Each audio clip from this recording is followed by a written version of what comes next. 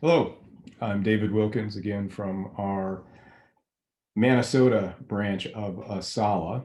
When we last spoke, I was talking to you about the 3/5 clause in the Constitution. And you recall I mentioned the concept that the protections for slavery were embedded in the founding documents, that enslavers dominated the federal government, the Supreme Court, and the Senate from 1787 through 1860.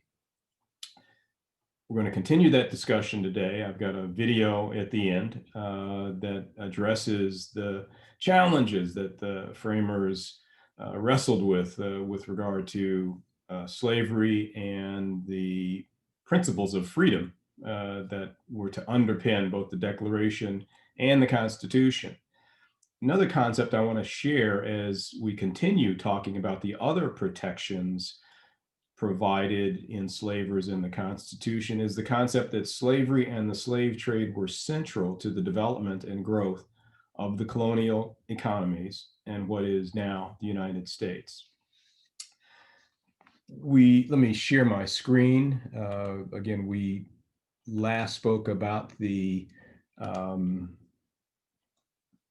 3/5 clause, and we move on to the next protection, the Electoral College. So Article 2, Section 1, essentially takes that 3/5 clause. You remember it was a proposal from the slaveholding southern states to ensure that they could get what James Madison called power for their slaves. In other words, they totaled the number of enslaved people, multiply that by 3/5, and that number would be added then to the number of all white males to determine representations in Congress, the calculation of taxes, as we discussed. Again, this was purely a power move, and so much so that with the Electoral College, which is still in place today, if you followed the news in this 2020 election year, you know that we are all focused on those 270 votes from the electors that will determine who wins the presidency. But as we look back at the Constitutional Convention and the history that emanated from that convention, 8 of the first 12 presidents were slaveholders. Virginia would become the center of power, the most powerful of the colonies. It wasn't the most populous. Pennsylvania was, and Pennsylvania would have been that center, but Virginia had a large number of enslaved peoples, as did South Carolina, therefore giving them that additional power. The tension between the southern states and their desire to expand slavery and the northern states, where slavery did exist, but after the Revolutionary War and the formation of the new country, it would slowly die away. That tension would ultimately lead to the Civil War, which we can examine at a later date.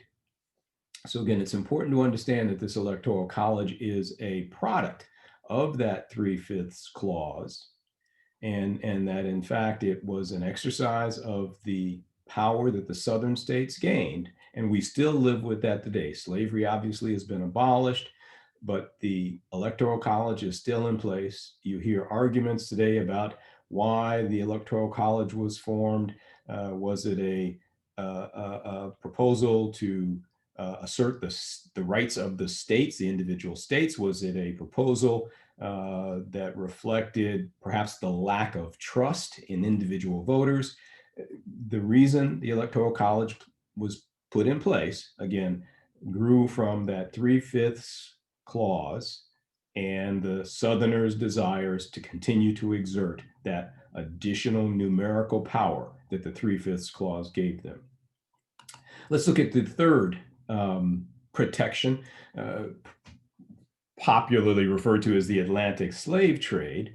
This was a provision which granted to the enslavers again an additional 20 years that would allow them to import Africans from the Atlantic slave trade.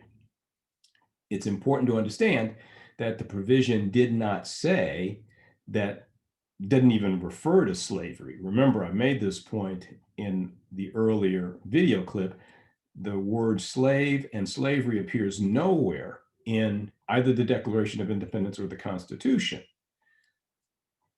It simply says, in this instance, the migration or importation of such persons, referring to the enslaved, to Africans, that it would not be prohibited before 1808.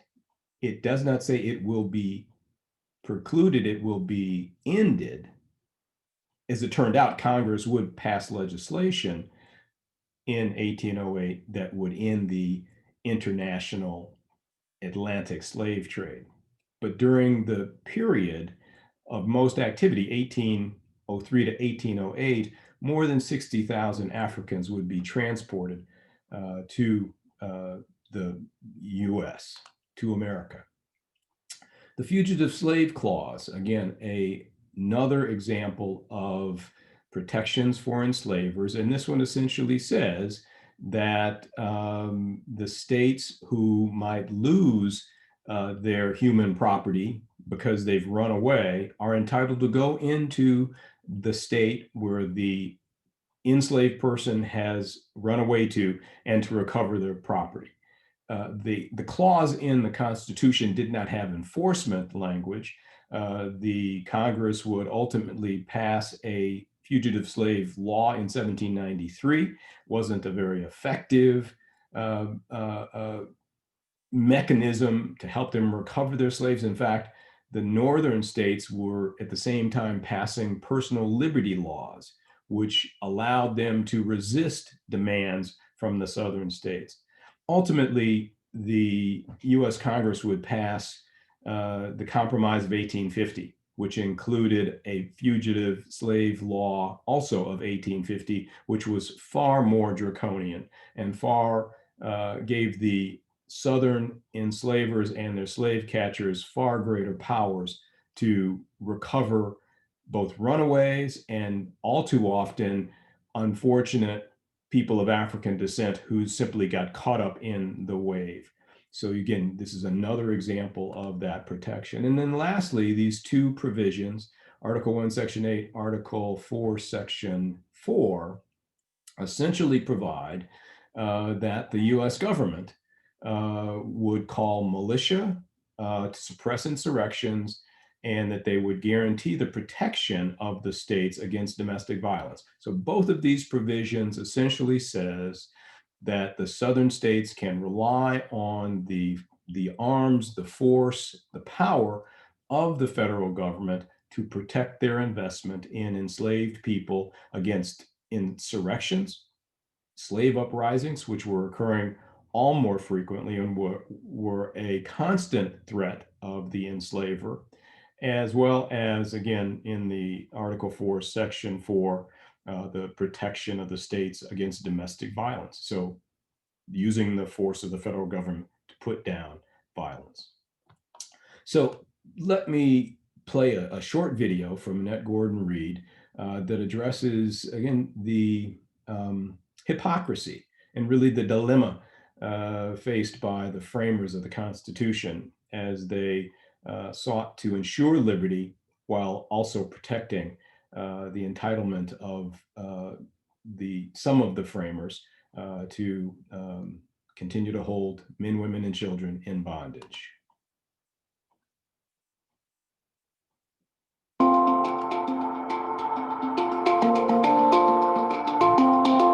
We think of Thomas Jefferson as the author of the American Creed, the Declaration of Independence, talking about the equality of all mankind and the right to pursue happiness.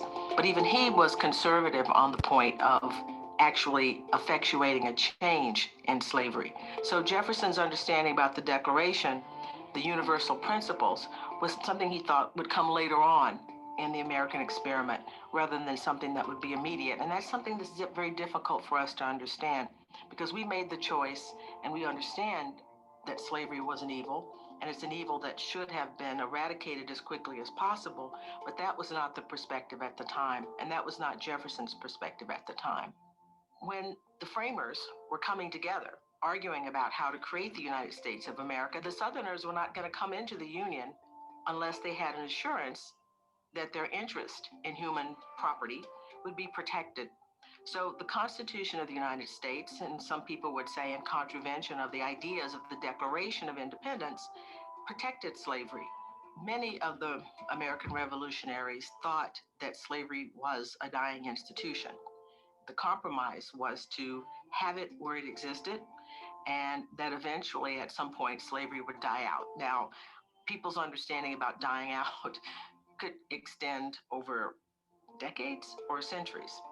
But the idea was that eventually things would change as it becomes clear that slavery is not dying, that in fact the institution is becoming more and more prosperous. Slave prices are going up, and the revolutionary generation, many people in the Deep South, South Carolina in particular, had already come to the notion that slavery was integral to their lives, not just because of the economic factors, but because slavery was a system of control. There were many more blacks in South Carolina than whites. So they're thinking about economics, but they're also thinking about their own protection.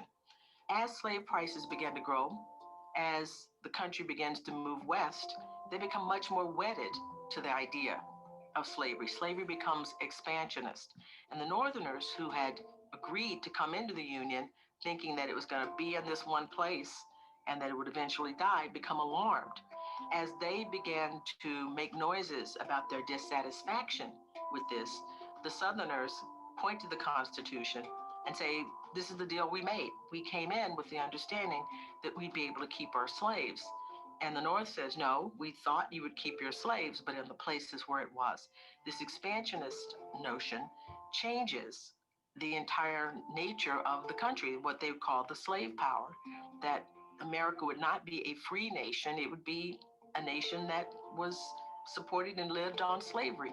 Northerners who had made a choice against that with their gradual emancipation statutes in the immediate aftermath of the revolution would be pulled along with all of this. So the South becomes much more aggressive as the revolutionary generation gives way to the generation that sees slavery not as a necessary evil, but as a positive good.